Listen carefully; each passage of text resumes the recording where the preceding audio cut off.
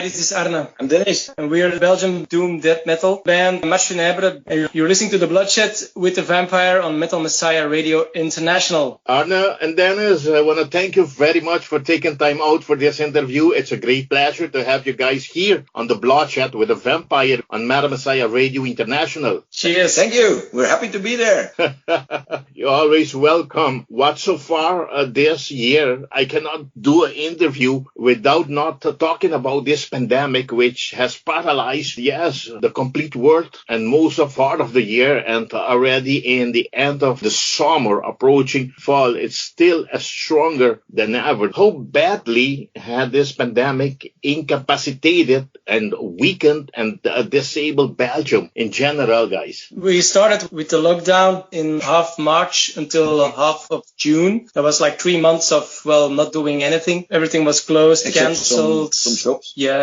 Working from home. Kids were at home, not at school. Yeah, it was a special time. We spent a lot of time, there were no bars or whatever, no gigs. We didn't rehearse. There was a lot of infected there and people that died. Well, yeah, there were a lot of people that died in Belgium, mostly elderly people. There's always people dying in elderly houses, but when one of them coughed, they were like, oh, that will be COVID. And they were very broad in their interpretation of who died from this. So we have a 10,000 death toll where there is only 80,000 people that were tested positive on virus, which seems like a hell of a lot. It's like 1 on 8 that dies, but obviously that's not the case because other studies said there was 10 times more people that already were infected but not tested. Mild symptoms or even no symptoms, but so there is a huge hysteria in the media and in the politics. Of course, nobody ever lived through a pandemic like this, but we have the impression that people are a bit too afraid of anything at the moment, while the big risks are smaller than we think they are. Yeah. I hope it gets much better for now, approaching the end of the year. But what's for the release of this new album is about? How much has the production or release of the band's new album been affected with this pandemic? We were lucky enough to have booked the studio in the beginning of February when there was nothing going on. So we could record the album as we planned to. And then when everything started with the lockdown and stuff, we could work on promotion and we could work on artwork and mix, and it was all stuff we could do from home. So the good thing is the recordings were done when everything broke out. Otherwise we would have a totally different story and we probably wouldn't have an album this year. Yeah. But the good thing was the recordings were finished half of February and the rest we could do from a distance. Okay, for those fans that don't know the band, for new fans, Marche Funèbre was formed somewhere in the last days of 2007 when guitarist player Peter Egberghs and Kurt Blommé sealed a pact together with bassist player Roel Van Doorsselaere to write and play metal in the spirit of the old Peaceville Three bands Paradise Lost, My Dying Bride, Anathema, and old Katatonia. After some months searching for like-minded musicians, they found the vocalist Roel Van Doorsselaere and the drummer Dennis Lefebvre to complete the band. Yes. Their first song were finished after some very intensive first shows in the fall of 2008. They liked the recording studio to record their first EP, Norizon. Arne and Dennis, you were like the last pieces they needed to complete this puzzle. How did you get in touch with the rest of the band members to complete the band lineup? And are you guys part of another band as well? Yeah, I found an ad in the beginning of 2008. The guys had placed on some forum, I think it was a grass pop metal forum, which was still alive and kicking back then, where they were looking for doom metal instrumentalists in the region where I live. I replied, guys, that's cool. Too bad you don't need a vocalist because I would love to do this kind of stuff. And they said, actually we need a vocalist because the bass player and the guitar player, Peter, they also have a voice which they used, but a separate vocalist seemed a better idea. So right at the time I was busy with finishing, well, I was about to record the first full-length album of my previous band, but they kicked me out. No reasons I want to talk to right now. Just in the week that I had my first rehearsal planned with Marche Funèbre, which was still an unnamed band back then. So yeah, it was like a puzzle that needed to be completed because one door closed and the other one went. They tried out a few drummers, but they sucked, to be fair.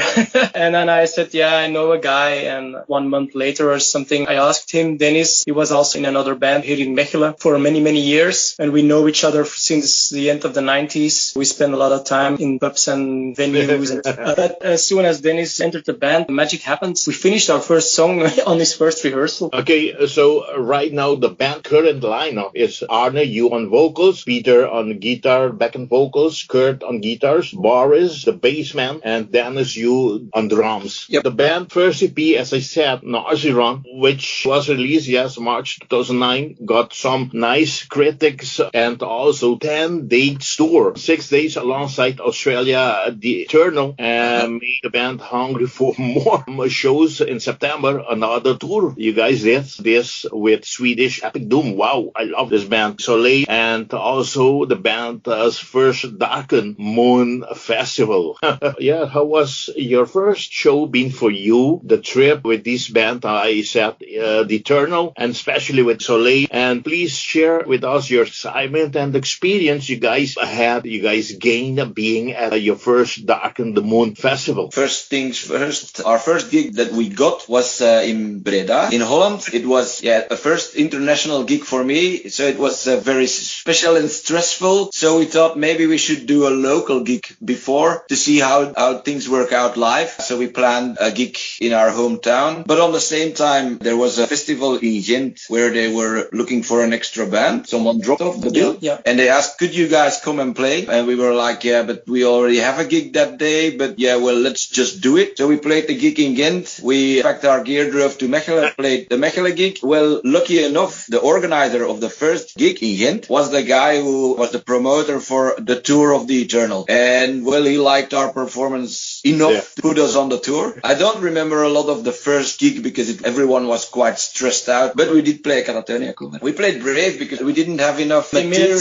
We had only 30 minutes of our own stuff. Actually, the whole Norizon EP is already well done by then, the songs I mean. And so we had the Katatonia cover, which was cool to do. However, my voice will never match Mike Ackerfeld's. But anyway, it was fun. So it put us on this Eternal tour. And I guess those, how many days was it? Six days. We have learned double as much as I learned in all these years being in local bands before. It was an amazing experience for us just to get to know the tour thing and be a musician and adapt to different circumstances, shit going wrong, and you have to make things right, make sure you play a good show no matter what circumstances. And those 6 days really build us as a live band. It was amazing. I don't know, the guys from The Eternal thought we were a very good band because we were really just starting, but it were such friendly guys and they taught us a lot, and we are still in contact with some of them. Yeah. For us, it was an unbelievably learning school. Yeah, and the last gig of that tour was also with the guys from Isolé, Frisium Trist as well, Evoken. So that was an amazing gig in an old chapel. So for us, it couldn't have started better, actually. Because of this tour, we also released the Norizon EP in the same time because we had these 3 songs. Okay. We went to a studio and we were like, let's see what will come out. And then eventually we were pretty happy with the result, also because of the guy, David, who recorded it and mixed it. Did a great job. How was your experience and being around with these guys from Soleil? Was this tour very successful? Was it very fun? And was this guy very friendly besides being very talented? Did you enjoy being on the road with them? Yeah, for sure. After this short tour, we still played with them. They're really friendly guys. We still are in contact with those guys. And it's just fun to be around. They were all also very helpful and, well, yeah, very professional, very down to earth. You could ask them anything. And after the shows, they were always hanging out the bar with us. Yeah, what we learned actually when meeting these guys that are longer in the game than us, like doing international shows and stuff, they're all just guys like you and me, people who really love playing metal, love being outside, meeting new people, drinking local beers. And that makes all the things so much easier to understand how it works. You don't need a handful of cash, or you don't need this or that connections or big labels. You just have to be down to earth, show some interest invest and do some effort. Like you said, we organized the Dark in the Moon Festival for the first time with Isole as headliner, and that's why we did a little tour with them, because they were like, yeah, you want to book us for one show, but it's maybe more interesting to do more shows when we are around. And that's where also the idea of organizing Dark in the Moon, shows around it. Yeah, we already have done 11 of those festivals. I'm sorry, I didn't know that part. You're the organizer? Yes. Yeah, it's a thing that we do, to gain momentum in the scene. We make new contacts and we get to new places by this as well. Some of the bands they ask us in return in their country, for instance. That's how we got our first Portuguese shows, for instance. That's how it works. Last year you have Evoken. They already been there before, or that was the first time there? It was the first time on the Dark in the Moon Fest, for sure. We played with them on another festival, but that's a long time ago. Last 2 years we had really, really huge bills. I don't think we will match that again fast, but the essential of the festival will still stand. We try to book bands we like and stay a bit in the scene, and we always hope, we make some new contacts, and it's just fun doing, and for us it's extra publicity as well. How about the 2021 that was cancelled? Are you switch over to 2021 with the same bill? That will happen normally. So the 12th edition, which would take place next month with Clouds and Et Moriemur and some other cool bands. Pilgrimage. Yeah, that will be moved to 2021. Same date, actually, the 26th of September next year. Marche Funèbre is one of those bands that for the last decade brought to the doom metal scene and fans great musicians with outstanding release like their debut album, the EP Norizon, followed by their debut full-length, The Drown, in 2011, and 2 years after the band released their second full-length album, Roots of Grief, in 2013, and continuing the evolution and progression of the band with each album in 2017, their full-length Into the Arms of Darkness, followed by splits with Thousand Suffering, 2017, and Eye of Solitude, what a great, in 2018, alongside Killer EP, Death Wish Woman, in 2018. For those fans that has not heard of the band as yet, looking back 11 years, guys, when the debut EP Norizon was released up to 2 years ago, 2018, with the release of That Wish Woman EP. What are the experience the band gained with the releases of each album throughout the years? So, like said earlier, the Norizon EP was just a lucky shot. We went to the studio with some experience we had for previous bands, but not with our band. But it went well, so we were confident, and we wrote a lot of new songs, which resulted in 2011 release of To Drown, which we recorded in the infamous Excess Studios in Rotterdam, which no longer exist. But Dennis was a big fan of the drum sound for albums of Corpus and some other really cool stuff. That was the first big adventure, with sleeping over at the studio and picking up bass player at the psychiatrist center, where he had to jump over the wall to come along to mix the album and stuff. There were special times. We went for that studio because it's a very experienced guy, Hans Peters. We were like, we are not the experienced guys in the first place in the studio, so let's find someone who is and can think for us as well. For me, I don't think we learned that much in that studio, because the guy was always one step ahead of us, and it went really smooth. So it felt like, recording an album is easy, which later on in 2013, when we recorded the second album, it wasn't easy. You did it with the same guy? No, and that was maybe the biggest mistake we made. So we were very confident we could do an album.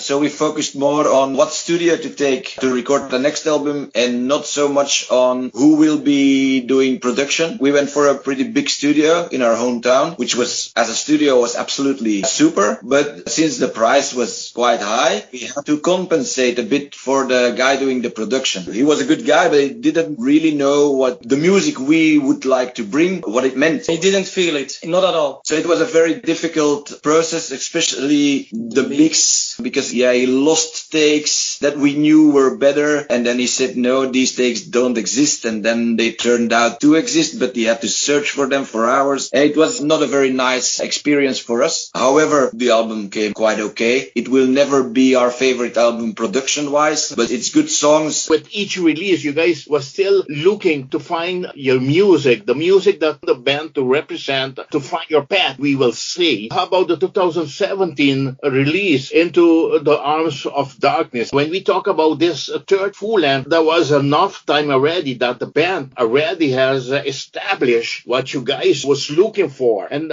tell us about this release, please. Into the Arms of Darkness was written with our new bass player back then, Boris, and he brought in some new influences from post-black metal and fast-picked playing and stuff. That was cool because he came into the band like 1 month before we were recording The Roots of Grief, so he couldn't contribute except for his own bass lines. We were a good working band, 5 musicians who wrote Into the Arms of Darkness. We were confident that the studio we chose was a good one because we had a 7-inch we recorded in 2015 in the same studio as a test, more or less, because we were a bit traumatized by the Roots of Grief recordings. We knew recording with Marcus from Imperium and the Vision Bleak would go smooth, which eventually went really smooth. Obviously, when we enter a studio, songs are always totally finished, actually. So it's just finding the right sound, finding a good balance of the instruments, the sound, etc. Finding out some interesting angles that maybe the producer man has, observing those things. But yeah, these recordings went really cool. Actually, I came in later because the guys already almost recorded everything when I entered the studio, because I just came home from a 10-day tour with an Australian band, Inverloch. Some people might know their previous band, Disembowelment. I was a bit tired, but yeah, well, I was totally focused on music after a 10-day tour, and I think we nailed it. We were really happy with the sound and the songs of To the Arms of Darkness. Well, just the studio made us feel very comfortable, and that's why these recordings went so smooth as well. Also, we learned a lot. Go more towards a couple other releases you did, like talking about these split albums done with 1,000 Suffering and Eye of Solitude. I had this great experience interviewing Daniel Nagwe for his band Clouds that you guys have already scheduled to share stage, as you just said, in 2021. What is so cool about doing these split albums, guys? It's 2 totally different stories. The one with 1,000 Sufferings, well, something they asked us to do. Are you interested in doing a split with us? And it was a live recording. Yeah, it's a 10-inch split in 100 copies, so it's really obscure almost, but we were happy to have a 10-inch in our collection now.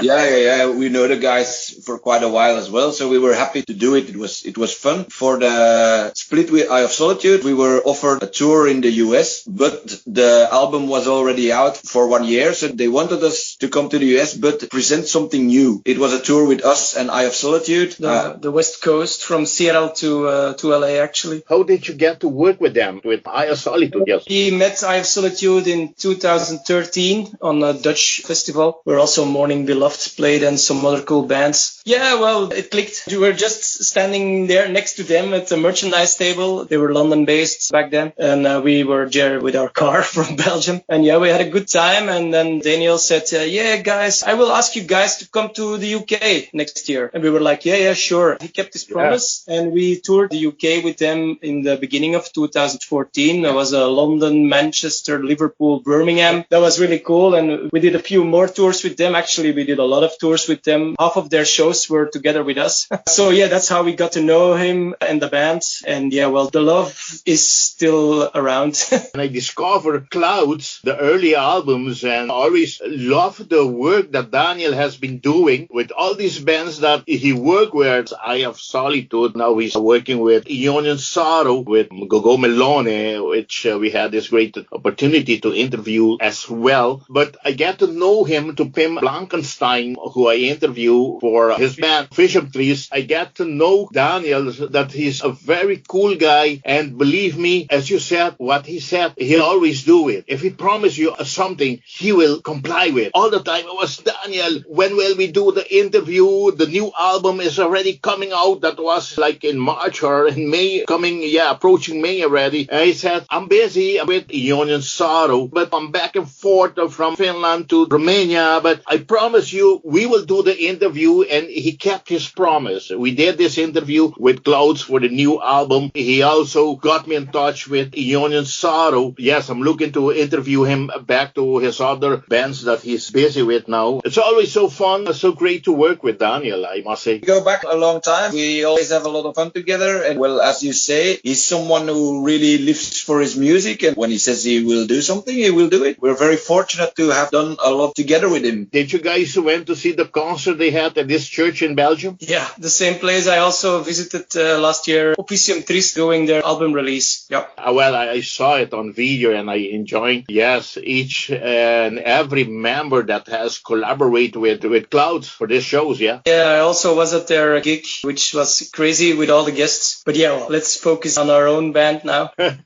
Okay, but one thing, why did you decide to add the Paradise Lost songs They Die, taken from their 1992 album, Shades of God, to your 2018 EP, Death Wish Woman? It's one of the songs we started playing in the beginning of the band because we all liked the song. Then we had a song the audience knew. It's short, you can fit it into any set list. And it's always fun that you start playing a song that the audience knows. Because if you only play your own material, especially in the beginning of your career, people will like it, but they don't know how to connect. In the beginning, we played sometimes the Katatonia cover and the Paradise Lost cover. We almost played it every show, I guess. And so when the 10 years anniversary EP came along, it just felt natural to put it down, do a decent recording of our version of it. It was kind of closure. I'm not saying we're not going to play it ever again, but we don't need to play it every time. We have too much songs now to be doing covers. So it was just a circle. Because the 10 years anniversary, that was actually one of the things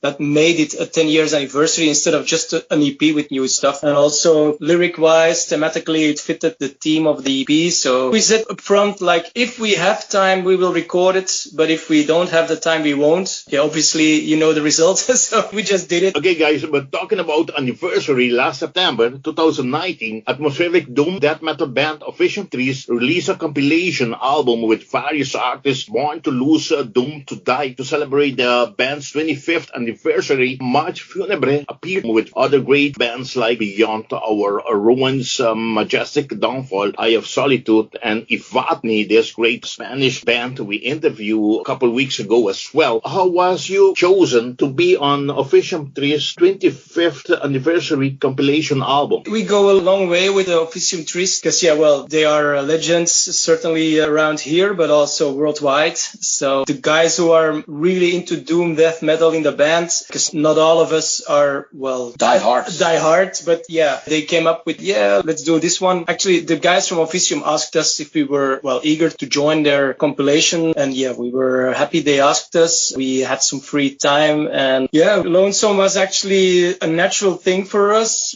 First of all, it was a bit easy to bring a version that wouldn't sound like the original, because the original is very old. It's recorded totally different way. So we said we can do it, but we will make it our own. So we add our own influences into it. We're not just make 100% cover. We just want to sound it well. So we changed some stuff in the song, small things, to make it feel more like a song we could have written. To make it our own, Yeah, I think it worked really well. Everybody loved our version. Talking about a road trip, when Into the Arms of Darkness was released last February 2017, another tour cycle has begun, which led the band finally to tour US in 2018 with longtime friends, yes, Eye of Solitude, with whom the band released a split album, as we just talked about, and the band celebrated the 10 years anniversary. New EP was recorded, yes, with Marcus Stock once again, Death Wish Woman EP, which was released on October 14, 2018. In a result of the quintet embarked at Russia for some shows, as well as Greece and Romania in 2019. My question is, how was the band 10 years celebration tour to North America, to the US been? At the same time, what about the 1 year later, Russia and Romania in support of the EP Death Wish Woman? How was the US tour? I guess the only thing I can say, it was a bit of a dream come true. When you start playing music in Mechelen, you will never ever imagine that someone will come up to you and say, hi guys, I will take you to the West Coast and have you play a whole tour there. So only this alone is really, I have no words for it. I'm so grateful that I could do it with this band. It was absolutely amazing. We met cool people. We played some really cool shows. We played with good bands and we had a lot of fun, and we learned a lot about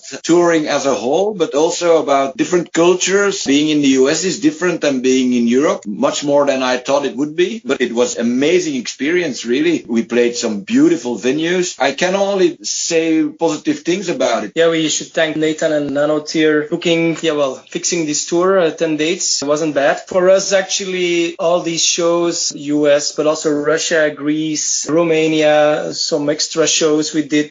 Malta. For us, it felt like really one long touring cycle to promote the Into the Arms of Darkness album. And we added the EP, but it felt like one long ride, which was amazing. And who wouldn't like to say that for this tour he played in LA, Milan, Athens, and Moscow. That's one of the reasons why we are enjoying this so much, because we come to places we, as normal guys, normal metalheads who like metal, would never have been. It's really fun. We went to Russia. We took 2 days off at work and we slept 3 nights in 3 different beds. And there we go. That was a Russian tour. But check other bands, and they will also play Moscow and St. Petersburg, be it Rotting Christ or another big band. So they played the same venues as we did. So it felt really rewarding and an honor that we could do that. As was Romania. Metal Gates, really cool festival, well organized, friendly people, good times. Having breakfast the day after with Hoest from Take will always remain a special experience. Take, very great band. Yeah, really strange dude. He's of my age, but he's in different places sometimes.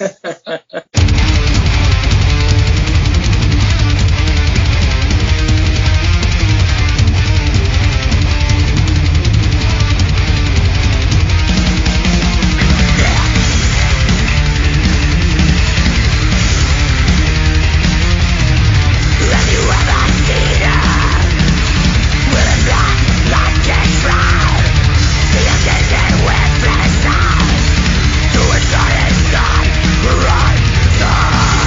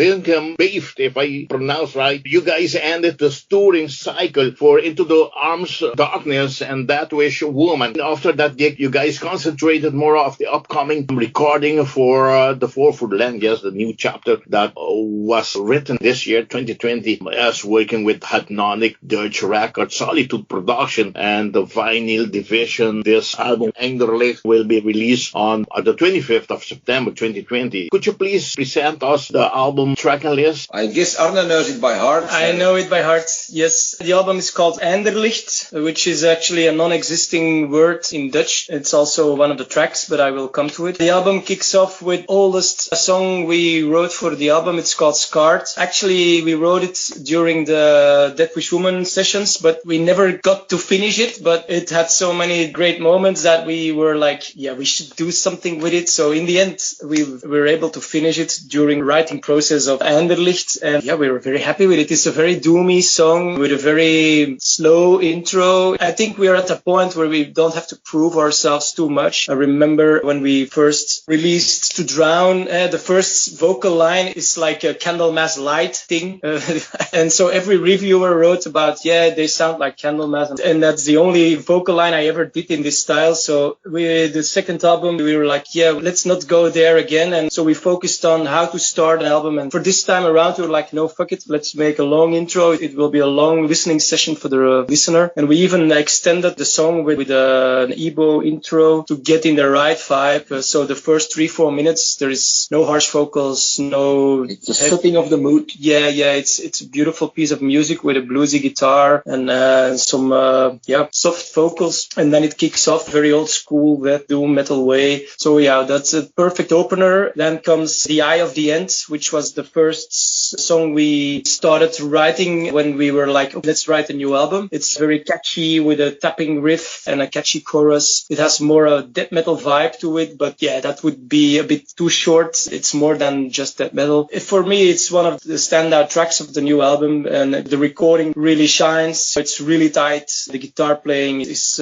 killer. So yeah, that's the second song. It's not too long. It's like 7 minutes or so. So it's more of an intro, but it's really catchy and straightforward in a way. Yeah, with some cool pieces and changes. Next song is There Comes Some More of the post-black metal influences we earlier talked about. It's the one that we already released, When All Is Said. It's the longest track of the album, and it also captures some different atmospheres from the fast-pick black metal vibes with cool haunting melodies to really slow funeral doom metal and everything in between. We were happy that this song was the first song that was released. It was a choice of the label, and they are always right. Yeah, for us it was a difficult choice because everything is new. Yeah. So what song will you release first? We have no idea. We like them all. So we asked the label, what do you guys think would be the first single? And they picked this song. And well, now we can see why, because we're a bit later in the process. But we're very happy this is the first song that got released because, well, it has a bit of everything we are doing on the album, I guess. Except for the death metal vibes. But earlier this year, we released a death metal song on a compilation album, which was recorded in the same recording sessions. So people that really follow the band up close knew that,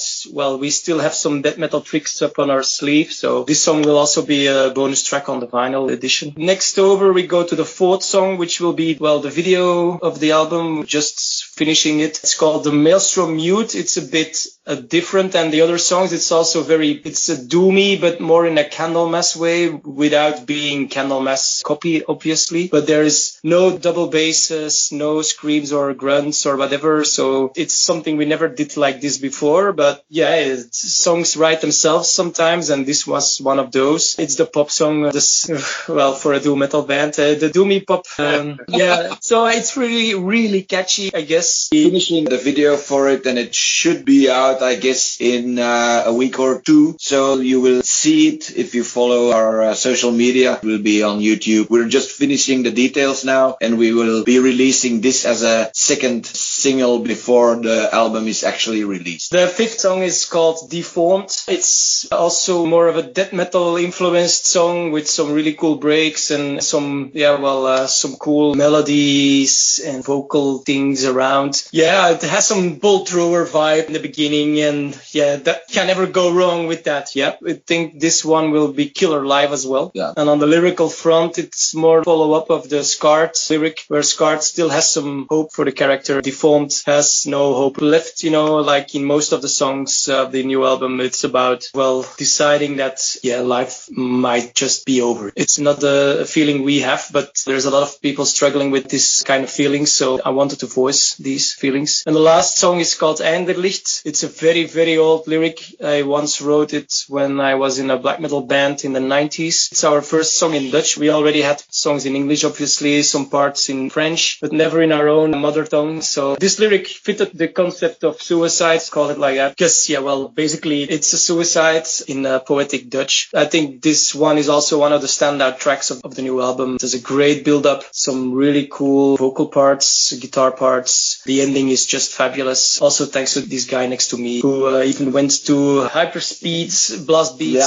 Yeah. No, not really, but when I say play blast beats, he tries. So the ending of the song is like a few minutes long, just like the beginning of the album. We knew that this would be the last song. Yeah, when we were writing it, it's just, okay, this is the last song. We didn't decide on the album title back then, but since it's such a cool title and it captures the whole spirit of the album, the rest of the guys were easily convinced as for Einderlicht as a title. So yeah, that's the whole story of the new album. You don't have to listen to it anymore. You just talk about bonus tracks. Yeah. Could you please explain us about these bonus tracks? Yeah, we have 2 of them. When we wrote the album, we had 8 songs written, and then we decided some songs were not very fit for this album, just feeling wise, but one of the ones that got kicked out had too much potential not to be recorded. So we took it with us to the studio and we said, we record it and we'll see what we do with it afterwards. Yeah, we got asked to join a compilation of Belgian metal bands for their 20th compilation. So this was a no-brainer to put this song on there. It's a 5-minute kick in the nuts with a very catchy chorus. It's one of the fastest songs we ever wrote. It's a bit different. When bonus tracks were needed, labels like to have bonus tracks because then the product gets something extra. And we were like, we have this song. And then we thought it was a pity of not doing anything with Officium's song, except being on the 25th anniversary compilation, of course. Yeah, we like the vibe of this song, and we thought maybe we can put it on the vinyl version as a bonus. The David of the vinyl division was very happy. We delivered this song to him to have a bonus. That's the thing. I want to thank you very, very much for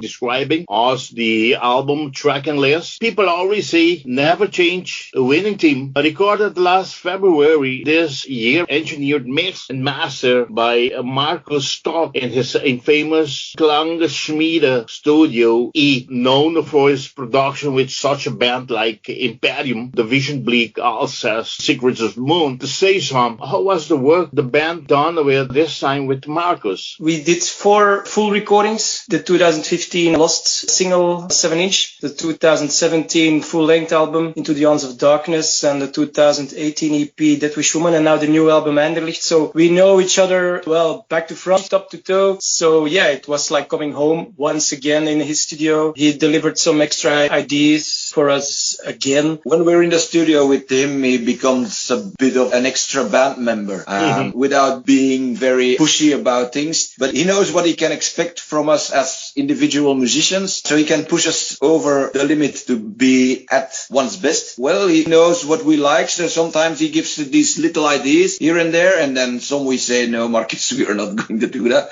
But other things we're like, oh yeah, well, we didn't think about it. Let's try it. And because the atmosphere is very relaxed and there's not a lot of tension going on, we can fool around with some ideas. But since you guys know each other from top to toe, what are the ingredients added to this stew? I mean, Einderlicht album compared to the last full-length album Into the Arms of Darkness 2017, and even compared to the 2018 EP Dead Wish Woman. Well, I think Dead Wish Woman had only odd songs in a way. There was like 2 trashy songs, thrash metal influenced songs, and then there was a very, very slow song So there were the two extremes. Now we stay more in the middle. We added some death metal influences back from our past, but we're just better musicians than previously. Yes, we find each other easier. And also for me, speaking with all the shows we did, I'm a better vocalist. I started with being a metal vocalist long ago, but being a clean vocalist, like the clean singing, started only when I started with rehearsing with Marche Funèbre. And then let's be totally honest about it. In the beginning, it wasn't fantastic. It had a special vibe to it, but now I can sing without being uncomfortable about it. How is it combining the clean and the harsh vocals together, Arne? Yeah, I'm just doing it. Where we rehearse, I really have to be able to deliver everything on the same volume. Otherwise, I won't hear myself. I always have to sing out loud, which, makes it stand out in a way. On the album, I have some moments where I don't sing out loud, but that's an album. On an album, you can do some stuff you don't do live. But we write the songs in a live environment, 2 guitars, bassist, and loud drums, and 1 vocalist trying different stuff, and then adding stuff with the other guys, because Peter is doing some vocals and bodies as well. Doom metal is about, and music in general is about feeling, and just it feels right to do this time I'm doing some grunts, and this time I'm doing some screams, and then next time around I'm doing some clean vocals. Yeah, it goes naturally, and sometimes I try different things, obviously, but we get there every time again, and I don't think about it, just goes like this, because we've been this for so long. It's been off years, so. Guys, continue Hypnotic Dutch record and Solitude production. Bad Moon Man Music will release the album as Digipack CD, the final division. A Hypnotic Dutch record will provide a double vinyl edition, which will be available in both limited bare marble edition and regular black one. For the release of this album, the band are working with different record labels. Why is that? And in how many quantities are the vinyls be available? Why do we work with different labels? This album was the first album we ever did where a label was interested in releasing it before they heard one note. So Hypnotic Dutch was very interested. Nick is a really cool guy. We worked with them on the split with Eye Of Solitude for the first time. Yeah. Because we needed a North American label because of the tour. Yeah, and that's how we got in touch. And we have contact regularly. And I said, we're working on a new album. And he was like, do you already have a label? No. And then we started talking. And he brought in the guys from Solitude who already worked with us as well. And because it's just very interesting to have 2 labels on each side of the ocean. Distribution-wise, post-coastal-wise, it's more interesting to have them on both sides. Yeah, and also they have a different. Solitude is really to doom metal, while Hypnotic Dutch is also into doom, but also into black metal, where these are territories we are interesting music. Yeah. I guess people who are into black and doom. We were looking for a vinyl label as well, because the last album we released ourselves on vinyl, which was cool, but then you have a whole cellar full of vinyl, and so you have to distribute them yourself. We contacted David of the vinyl company. Earlier you talked about the church gig of Clouds in Antwerp, and there I met him personally, because he's also doing merchandise and vinyl for Clouds. So that's how we got in touch. So thank you, Daniel. And he followed us, and it went really easy. Yeah, he was very interested in doing it, and for us it was a no-brainer, because we know his work with other bands and we know he does a good job and his product is decent. Well, we were very happy that he wanted to work with us as well. Apparently the beer marbled is already almost sold out from pre-sales, so I guess he's happy as well.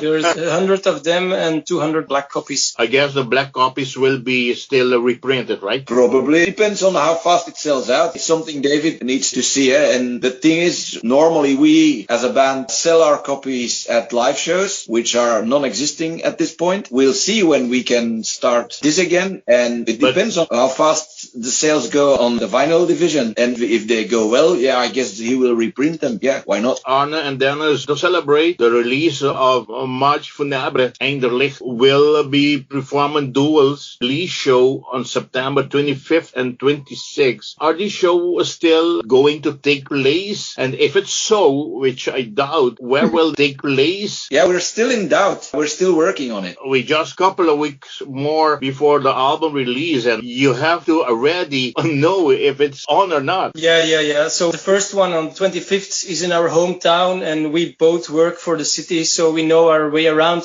to contact the right people to see what is possible. At this point, we don't know yet what is possible. The second show is in a private place, and we have a good contact with the owners, and they said, yeah, well, we have to sit together, but we can do shows, but then people have to sit. There can be only this much people, which is not a lot. And so we have to see what the conditions are and if it's still worth doing. I guess we will be able to do a show. I guess not all bands will be there because we will not have enough cash to pay them. We're not going to give away our own money to have 5 bands for 15 people, for instance. The restrictions in Belgium changed again. They change here every now and then, but the last change was on Thursday. So now the government locally has to decide what they will do with these new registrations. So that is what we are waiting for now. I know they are sitting together tomorrow. So I hope that by Tuesday I will get a bit more info on what will be able and what not. I don't think we have to wait 2 weeks until we know what we can do. But because things just recently changed again, well, no one can answer our questions. So everyone has to sit together, and local governments are seeing what they will allow and what not. Yes, but we are always, despite our music not being so optimistic, but we are always optimistic and we take the chances we see. Yeah, at this point, we are focusing on doing the release shows. We even have a plan to, if everything fails, to do a streaming show perhaps or whatever. But in the beginning of September, we will have a streaming show anyway. It's a normal show with 2 new songs, not the whole album, which we usually do on a release show. Yeah. So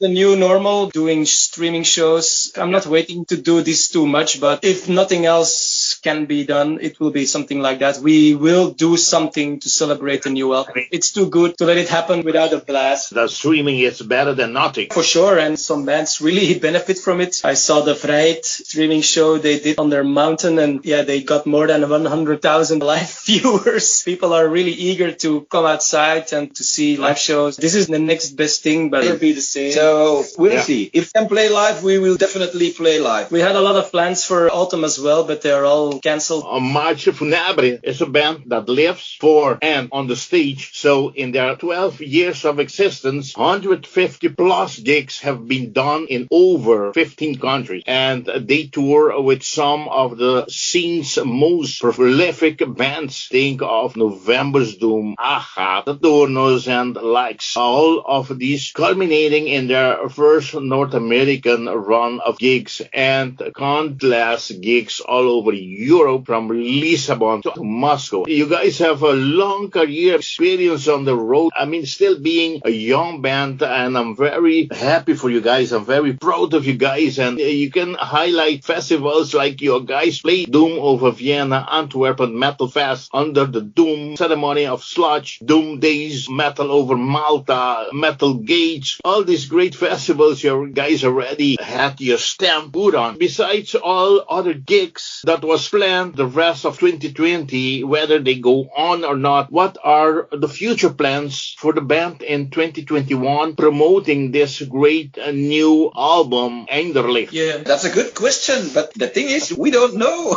because we don't know what will be possible. What is sure is that we will not stop planning, doing stuff, and we'll see what we can actually pull off. We have decent contacts, we have a lot of plans in our head, but it will all depend on what will be able and what not. Will borders close again? Will we be able to fly? Will we have to stay in Belgium and try to play a lot of gigs here? We really don't know. The only thing I know is we will still make plans and try to get out and play live. We have a really cool album coming up, so I guess people want to see us as well. So let's sit out this fucking pandemic. I'm pretty sure we will not be a bad live band when things are going back to normal, if ever. So we've always been a band that lives for the stage. I can say it for myself, but I think we're a very good live band. Well, at least it feels like that. We have a lot of experience, so I guess we will be hitting the road again as soon as we have a new album on vinyl and CD and digital, whatever. So wait and see. Enjoy the new album when it's there. Here to close this interview, 2020 sees the release of Marche Funèbre, 4th full album. The Belgian quintet has built a steady reputation of making a unique blend of electric doom doom, death metal, and their new album proved to be the pinnacle of their growth, entitled Einderlicht, which translate as light of the end. And the new album brings all of the elements known from Marche Funèbre, death, black, and doom metal in a unique mix with strong melodies with a wide vocal approach, as you heard them self talk about it when they was describing this new album. Yes, the March is coming with the sound of doom.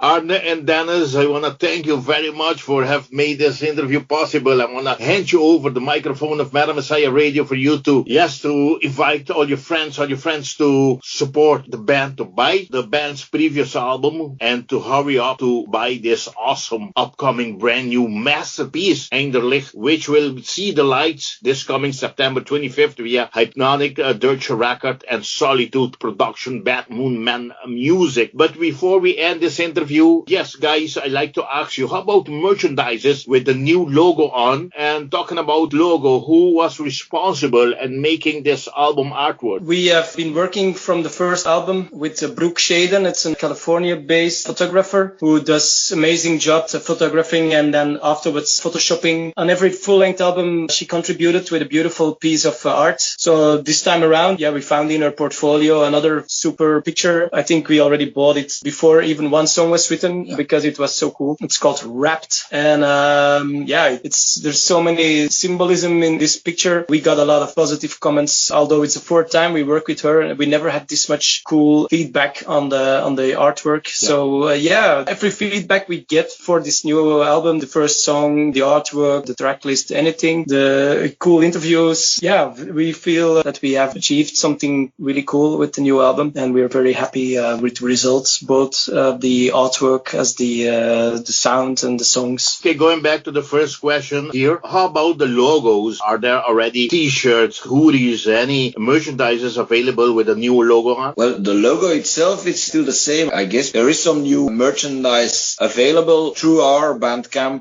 and through Hypnotic Dirge for those based on the other side of the ocean. There are some cool bundles up with t-shirts, CD, stickers, a lot of cool stuff.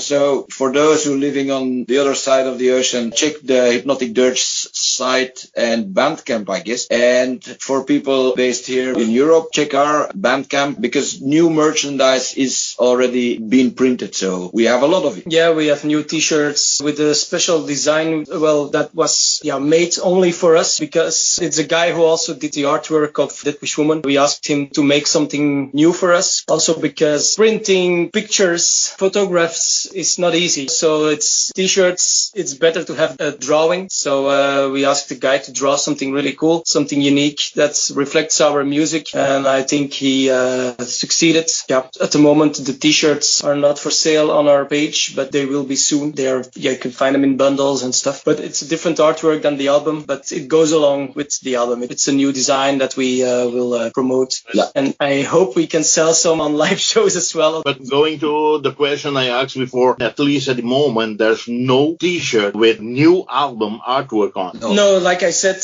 we don't do that because it doesn't really work. You never get the same details when you print this design on a shirt. If you really like the design, buy the vinyl. It's big. If you have good eyes, buy the CD. But there will be no t-shirts with the design because it will never work as good as this one. Yeah.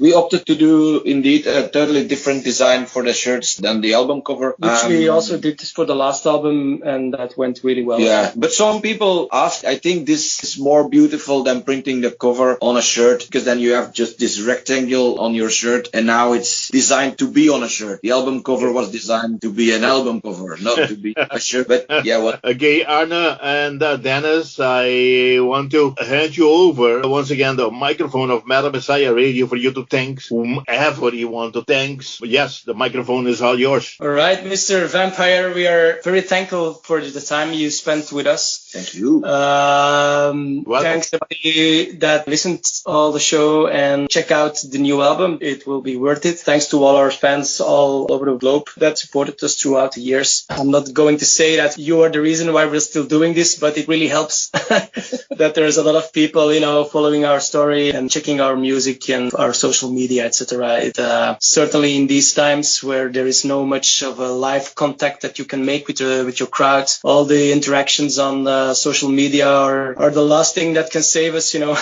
So thank you for that. Yes, thank you for the interview. Thank you for the interest in the album. Thank you for listening. Keep listening to this great radio station. And check us out if you like us. Go to our Facebook page, go to our Bandcamp page, and check out all the great music that is out there in the world. And don't forget to listen to us.